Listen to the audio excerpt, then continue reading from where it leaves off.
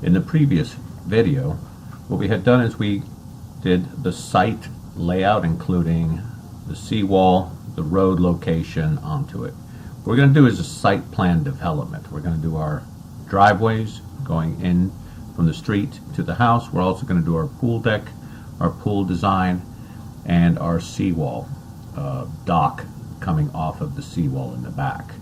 If you take a look at our layer properties, we've included, or we've added some layers in there that we didn't previously have. In the previous video, we created the seawall cap, we created the A-dock layers, A-dock hatch, A-dock pile, with their corresponding line weights and line types to them. If you notice, they're all continuous line types, but take a look at the line weight for our hatch. It's set up very similar to what we set up for our roof hatch at a line weight of 00. Now, even though it's 00, it will, the printer will recognize it as a thin line. Some additional A drive layer. I'm going to make that my current layer, and I am going to begin drawing my driveway. I mentioned before, we want to avoid these trees located around here. I'm going to do a circular drive that comes around this way, and then it goes straight back to the street on this side and on this side of the trees. The way I start this is I'm going to go ahead using my line command, and I'm going to draw a line straight down here from there to perpendicular to the road. I'll go ahead and move it or offset it. I'm going to move it about 8 inches over. Usually that's what we want to do to locate our edge of driveway away from the edge of the garage door. Now, if you take a look at here, it's going to be kind of difficult for me to come in and start placing my driveway with a lot of these other elements. Same thing's going to happen in the back, that are sort of getting in my way. So I'm going to go ahead and I am going to temporarily turn off layer colors that may be in my way. I'm going to go ahead and leave my setback line turned off at this point, and I'm going to go ahead and I'm going to turn off some additional layers in here. I might turn them back on before I complete this. Other layers I don't need are going to be my slope for the roof, and I think that lays it out pretty good. So I'm leaving the roof on so that I know when I lay out my drive or my walkways going out to the back that I leave enough room for landscaping there. I also don't want, in case I don't put gutters, I don't want that dripping down onto it. So let's go ahead and let's go back to our driveway, coming all the way back into here. We'll go ahead and move this over 8 inches. And now what I'm going to do is I'm going to start my circular path of my driveway in here. Now I could just start with a center radius circle and start at this point and start pulling this out until I'm pretty comfortable with what, let's say, the inside radius of my driveway is going to be. I want to make sure that I do miss my trees located in there. So I'm going to go ahead and make this about 18 feet at this point. But I know I can notice that I can actually pull that down substantially and give myself still enough room around those trees to allow for additional landscaping like that. Now this is going to end up with a slightly wider driveway here, which is fine with me in terms of allowing for these cars to go into the garage in here, but allowing for another car to come around. So I can take this inside radius and I'm going to offset it 14 feet. Now you can go from 12 to 14 feet. I like a wider driveway, and then I can use my trim command to trim some of these elements out. I think the first thing I want to do, though, before I do that, I want to locate the center or the quadrant of these two circular areas right in here and this one right in here, so that I can attach those directly and use them as trimming elements for my driveway. So the inside curve, I'm going to use these two items as my trimming elements and trim that out. Then I'm going to go ahead and use this and this element for my trim of that one. And I'm also going to trim this out here. Now I don't want a sharp curve in here, I don't want a sharp turn right in here like that. So what I'm going to do is I'm going to go ahead and I am going to fillet this as a curve. Now if you feel that this turn is just a little too tight for it, we can actually redo the circles and move them a little bit further over to the left, increasing our radius for them. But I think this should work sufficiently. I'm going to use the fillet command, and I am going to give it a radius of 3 feet. And if that's too much, I'm going to go ahead and change it, but I end up with a curve like that, which I'm pretty satisfied with. So as the cars come in here, they can rotate around this way in the driveway and come back out this way. Now one of the things that I like to do here is basically give a little chamfer end in here, so as the cars go in and out, they won't go over the edge of the driveways here and create a muddy section in here. But that's a very, very simple way to do this. So what I'm going to do is I'm just going to go ahead and draw a line here at an angle, tab 45 degrees, and I'm going to move it to a location where I feel it should be sufficient. This might be done as a separate part of another drawing. I'm going to mirror this guy mid between 2 points here to get it there. Make sure my ortho is on, erase source object no, and then I can copy these from here to here and from here to here. Use my trim command. Go ahead and trim that and trim that, and let's trim that right in there. And what we've got is a nice little driveway that's coming around in here. Now one of the things, if I was to isolate that layer, you take a look at it, it's not a closed polyline or a closed object, so that when it comes to hatching it, we're going to run into a little bit of a problem. So what I need to do is I need to actually complete the drawing by closing my elements right in here and repeat a line work from here to here. Now I'm going to not do it as a closed polyline yet, because I'm going to add a walkway from here that leads straight from my driveway, is going to be leading straight to my front porch in here, and then I'm also going to do a walkway that goes off from the side of the house and goes back and connects to the pool deck area. So the first thing I'm going to do is I'm going to locate my drive or my walkway going in, and I like to center that on my front door, and I'm going to give it a nice wide 6-foot walk that's going into there. I'm also going to go ahead and terminate it right where I had my A slab edge before, and I'm going to make that at the same level so there won't be a step down there. And I'm going to go ahead and change all my layers there to A drive, to my A drive layer right in there. Now once again, in order to hatch that, I have to make sure that everything is turned at least on to create a closed perimeter for me. And I'm going to go ahead and trim right here. Now your designs might vary substantially from what I'm doing in here, but this is sufficient for what I want to show. I'm also going to do a walkway that goes to the back, so I'm going to draw it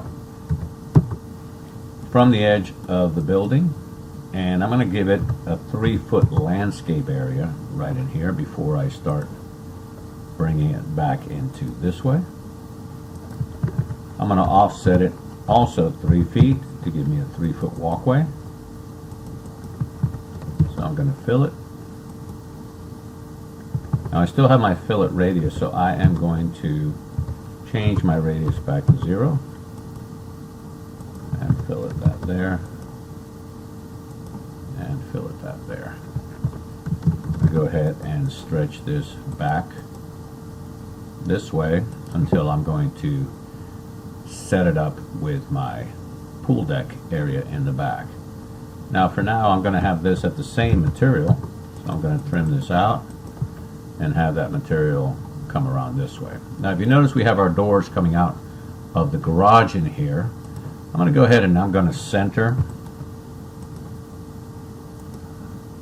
a walkway area that's going to connect back to there, and I'm going to offset it 2 feet on each direction so that we have a path leading from our walkway to the garage. And I'm going to go ahead and close that up so that we have a closed polyline located like that. Now this pretty much takes care of my front driveway and walkways. Now your design, as I mentioned before, may vary substantially, but one of the prerequisites that I wanted in this project was to definitely have a circular drive and to maintain these trees, which is an important design feature that maybe the client would want. So let's go ahead and let's change layers, and I'm going to go to the back and I am going to change my layer to the A pool layer. Now one of the things, a lot of these things are governed by code requirements. For example, the wet side of the pool cannot be any closer than the wet side of the seawall face onto that. So usually that's about 5 feet distance for that. But I'm going to make sure that the back of my pool design is at least maybe 6 to 7 feet off of my seawall cap, and then my dock is going to go out from that. So the way that I usually start designing, I will just draw a line coming across this way, and I can always move it later on. And I want a pool that's going to be maybe 16 feet wide, so I can pull that and offset it down like that. I also want to make sure that my distance from my pool to my any support items on the house are substantially distanced, at least 5 feet. Standard pool could be 30 feet, so I'm going to go ahead and offset 15 feet in each direction like this. For now I'm going to fillet it, and then I can get a little bit more creative. Please do not be limited by what I'm drawing here. I'm drawing here for expediency and to be able to show you how some pool designs can be laid out. I'm also going to want a jacuzzi tub, so I may want a jacuzzi tub centered on this side of the pool. Let's give it a 3-foot radius, and I'm going to give it a 12-inch offset here. I'm going to use the outside to trim that point right in there, and I'm going to go ahead and draw a spillway area located in here. I'm going to mirror that, make sure my ortho's turned on, and I can trim this right in there. Draw another circle from here, and that will represent my spillway. Once again, use these two as my trimming edges. Trim that out of there and there's my spillway area for that. And I may want something a little bit, another cutout on this side, and just as a design feature, let's say I want something like that, and I can trim my pool. So I have a very simple pool design in the back right in here, but what I also want to do is have some walkway areas or some sun deck area around the back, so I'm going to add some additional design elements. I'm going to change my layer to my A pool deck layer. I'm going to start with my radius here, and I'm going to come off a certain distance. Now all of these can be fixed distances. I'm going to come off a distance about like that, and I'm going to carry my pool deck completely against the seawall area in here. I may have a very small landscaping area here for it. I may want to add some swim outs to the pool. I can do a couple of different things into the pool design if I really wanted to get fancy with it. But for now I'm going to go ahead and I am going to tie in, and I'm going to pull this down this way. And I'm just going to tie my pool deck over to here. And I'm going to bring my pool deck to an area about equivalent to this column right here and bring it down to there. I'm going to use trim elements here. Get that out of the way. Get that out of the way. And trim this over to there. Now, one of the important things is that this pool deck area feel as big as possible. So in this situation, I'm just going to go ahead and whatever hatching or pavers I use here, I'm going to let them run out this way. Some things that my students always do is they will limit one pavement area to here, which lines up with the edge of the beams above, which has no pertinence at this point. But then also they will then change material on the outside of that. What that does, it restricts the feeling of the pool deck area. So I'm going to go ahead and on this side, I'm going to put my pool deck area starting at the door, but I'm going to go ahead and move this over about 4 inches. And I am going to go ahead and offset this about 12 inches this way and 12 inches this way. I'm going to fillet this, change these two offsets from the A roof layer that I offset them from, and change them to my A pool deck layer in here. And I'm going to go ahead and I'm going to give this a arc right in here and then continue this. So one of the things that I need to know is how am I going to connect my pool deck area to the walkway that I had going around. So why don't we do this? Let's go ahead and offset this one 12 inches also. And let's do that like that. I'm going to offset, let's offset 3 feet.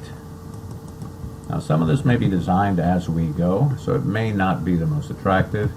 As an example, I kind of changed my mind. I'm going to go ahead and just fillet these two elements right here.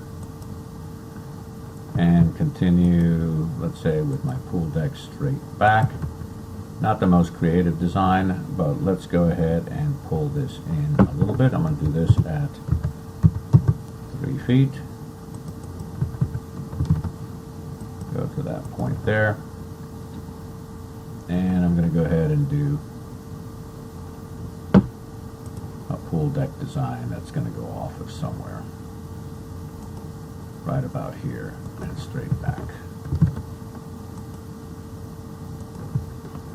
So there I have a pool deck area that's going to go all the way up against the sliding glass doors. I can come straight out from my door in my breakfast area. And the only thing I have to worry about is where am I going to change materials here. If I wanted to, I could theoretically make it the exact same pavers as that. What I'm going to do is I'm going to go ahead and create a difference point right there. I'm going to change this back to my A drive layer. Not necessary to do it, but in this case, let's do it as A drive. And I can trim that and draw a separate line and change it to A drive also. I'm going to go up in here, find my A drive layer, and set it up in there. So what I have now is the pool deck, the pool itself. I don't have any of the steps. I don't have a swim out areas. I don't have a shallow pool area. Those are things that you can add to your pool design. What I do have is a substantial sun deck area on this side for it, and I have a deck area that runs straight out from my doors on the rear all the way back into the dock area in the back.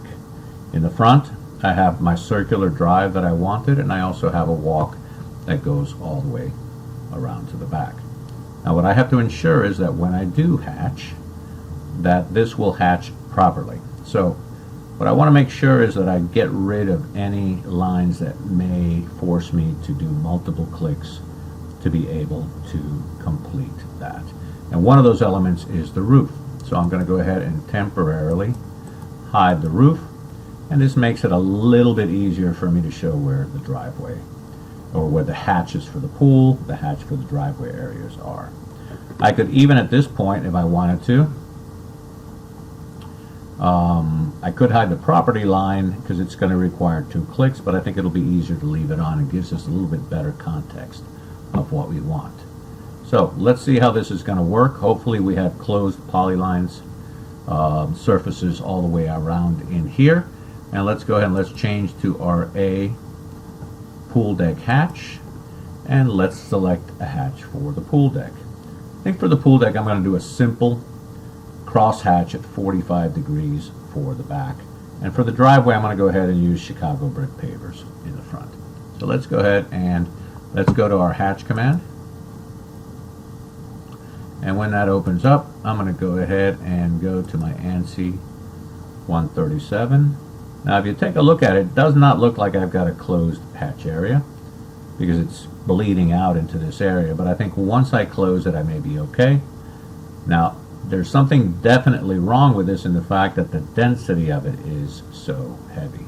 I'm going to go ahead and click on there, and I'm going to also click here to finish my deck area. Obviously one of the things that I need to change here is going to be my scale. I'm going to go to 48 and see what that looks like. It's still way too tight, so let's try 96.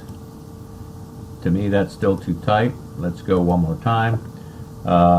This time I'm going to go to about 120. Let's increase that to about 200. And that looks a little bit better, but I want my squares even bigger than that. Not too much bigger. I can always change that later. I'm going to go ahead and stop at 240. Hit enter to complete that hatch, and then double check my areas of where I want it to do. If you notice, I did not hatch over these columns. I don't want that showing onto there. Now, let's go ahead and switch to our A drive hatch layer. We're going to go up in here, A drive hatch. I'm going to go back to the hatch command. And as I mentioned before, I'm going to go with a brick herringbone pattern. So I'm going to go ahead and click in here. And my scale is definitely way too big, so let's go back down to about 12. Too big. Let's stick to 1. Let's change this to 1 and see what we got. We can zoom in a little too tight. I'm going to go ahead and change that to 3. What I'm always worrying about also when I do this, I'm going to go ahead and enter and see what that looks like. What I'm worried about when I do this is how is it going to print. Now if my density of my hatches are way too tight, they will not print correctly. Now this hatch right now is set to 3. I'm going to feel comfortable with 2.5, but I may have to change that density later on when it comes time to print. I'll do a test print and I'll do a preview to see what it's going to look like. Now I need to complete one more part of the hatch, that portion in there, and it looks pretty complete. If you look at the driveway hatch that I've done, it stopped at my property line because I decided to leave the property line on. But this area here has to be hatched also. So I'm going to go back to the hatch command. It should default back to where we were. Let's go ahead and do that. Click on there and click on there. Enter, and now we have our driveway going all the way to our road. We do not want to hatch the road. We do not want to hatch the grass. We are going to be bringing in some trees, including the existing royal palm trees in here. We will mark them as existing so that they can be differentiated from any new royal palms that we decide to do. Now, if we take a look at our site plan markup in here, we want a dock area in the back. Now it too, like the distance of the pool to the water line, is governed by codes. In this case, we are going to only go 8 feet out from the back edge of our seawall cap. And we're going to do our dock as wide as we possibly can, but we're going to keep it a certain distance away from our left and right side property lines. So these are the layouts that these are the layers that we have already decided to use for our docks. So let's go ahead and let's start drawing that. We know that our dock wants to be 8 feet back. I'm going to go ahead and change this from the A drive, and I'm going to go to the A dock layer. I'm going to offset the rear line of my seawall cap and change it to my A dock layer. I'm going to go ahead and start. I can really start almost on any side right in here. And I want to start, if I've got 100 foot wide and I want an 80 foot dock, I'm going to offset this or move my lines over 10 feet from the edges.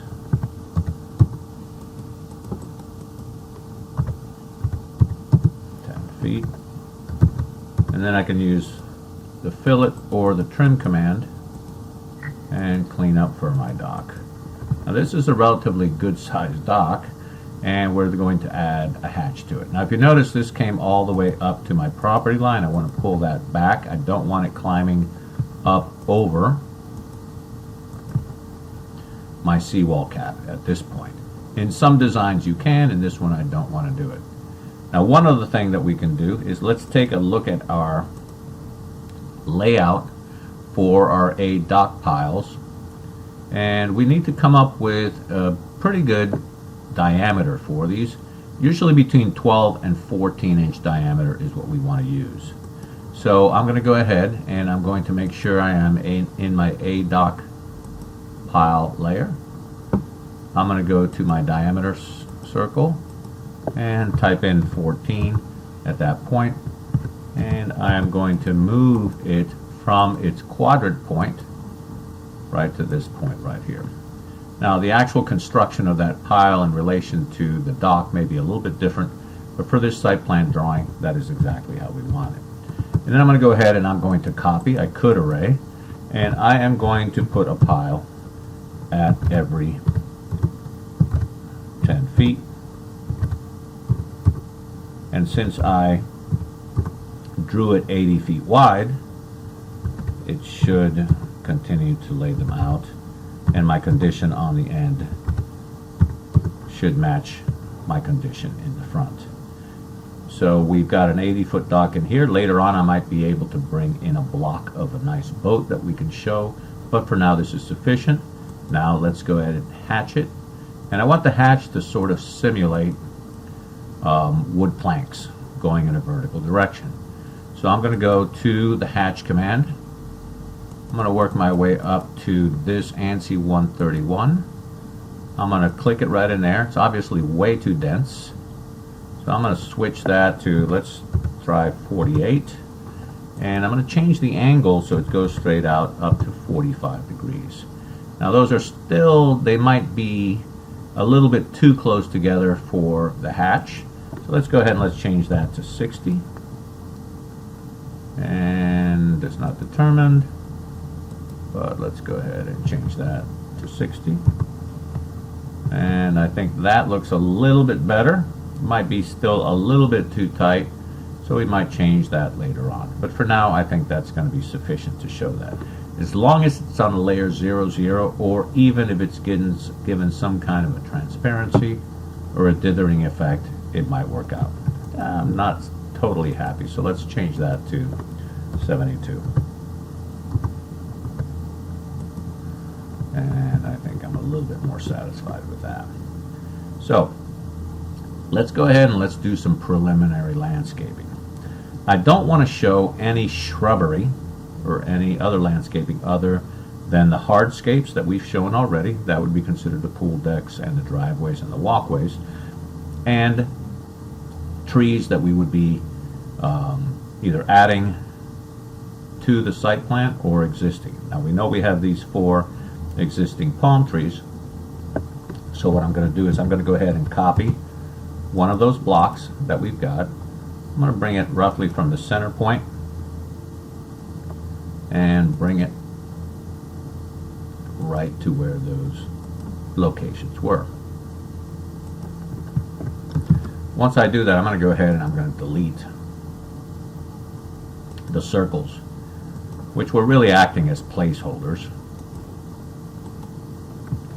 And I've got my 4 existing trees in the front. Now, as I mentioned before, these existing trees have a canopy, if you look at the survey, of about 20 feet. This is substantially smaller. What I'm going to do is I'm only going to scale it up maybe 1.5. So I'm going to go ahead and change that and scale it 1.5, make it a little bit bigger. I'm going to do the same thing from each one of them. I should have done that before I placed them. 1.5, and this one at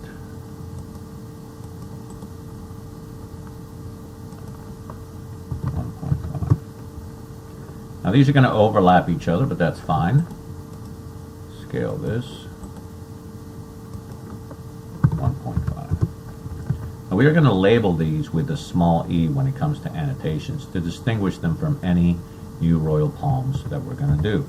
As an example, I'm going to want to plant royal palms here around my area, sort of like that, and a few more on this side.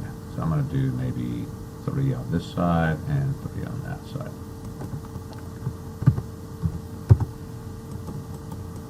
Turn on my ortho so I can keep them lined up.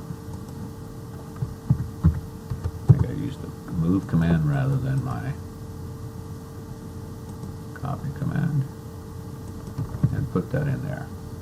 Now, one of the other things you're going to notice when I do finish placing these trees, and I'm going to move these out just a little bit and around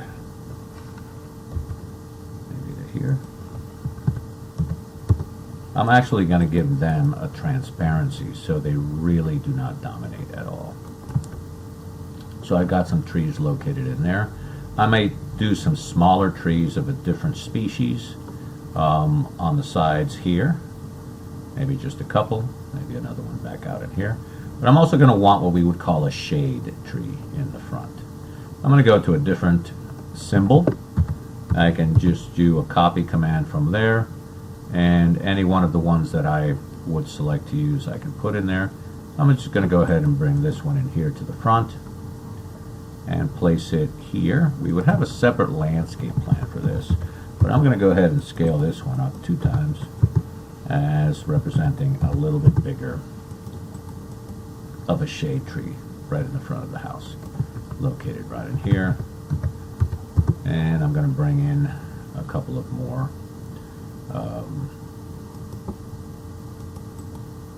I'm going to bring in one symbol in here and put maybe 3 trees here, and put a couple 3 trees on that side. So I've got the beginnings of a landscape plan located in here. Let's see what else is left. We've got our dock, we got our property lines. Let's go ahead and let's turn on the layers that we have frozen, and we could do that by opening our layers in here, and let's see what else we got. A slab hidden and S-beam above,